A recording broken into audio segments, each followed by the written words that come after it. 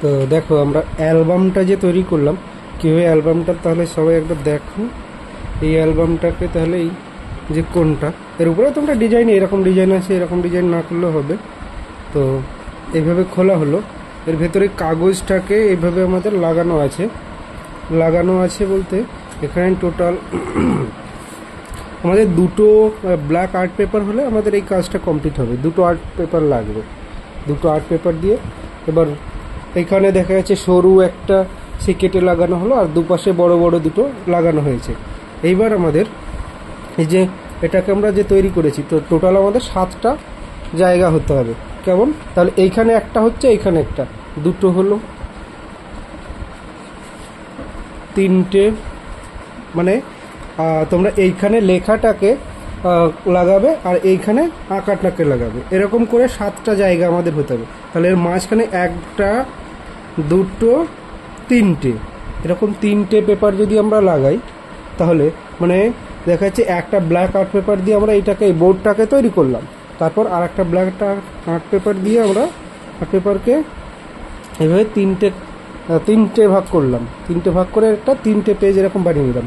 মানে মাঝখানে যখন এইগুলোকে লাগাবে, প্রথমটা যখন ভাঁজ করবে না, এরকম ভাঁজ যখন করবে প্রথমটা, তখন প্রথমটা যতটা থাকবে তার থেকে দ্বিতীয়টা একটু কমে আসবে, তৃতীয়টা আর একটু কমে আসবে, এইভাবে এগুলোকে লাগানো হয়েছে। মানে আস্তে আস্তে কমাতে হবে এটা, না হলে এই ভাঁজগুলো এরকম ফোল্ড হবে না ভালো করে।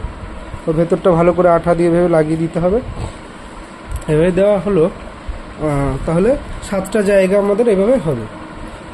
এবার এর ভেতরে আমরা ড্রয়িংগুলো কি করব, ধরো একটা কার্টিজ পেপার তোমরা নেবে, কার্টিজ পেপারটাকে নিয়ে সেই কার্টিজ পেপারটাকে তোমরা এইভাবে যোগ চিহ্নের মতো এরকম দাগ করলে, তাহলে এটা 4 খণ্ড হলো। এবার তুমি একদিকে আঁকলে, একদিকে লিখলে, বোঝা গেল? এবার সেইটাকে কেটে কেটে তাহলে একটা লেখা হলো, একটা আঁকা হলো।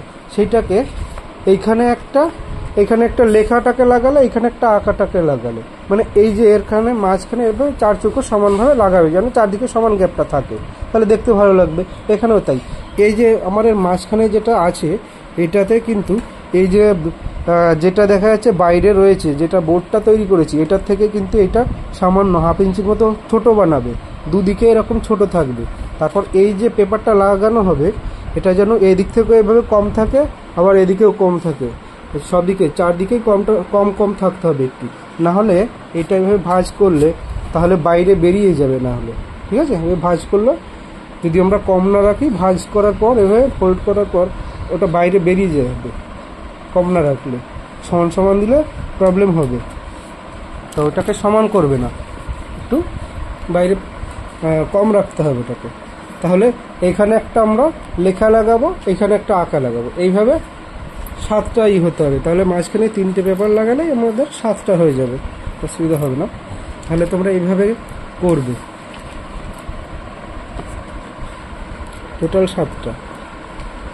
তাহলে এর জন্য আমার কার্টিজ পেপার দেখা যাচ্ছে কটা, একটা কার্টিজ, 1টা 2টো 3টে 4টে 5টা 6টা 7 8 9 10 11 12 13 14টা জায়গা দরকার এই কার্টিজ পেপারের।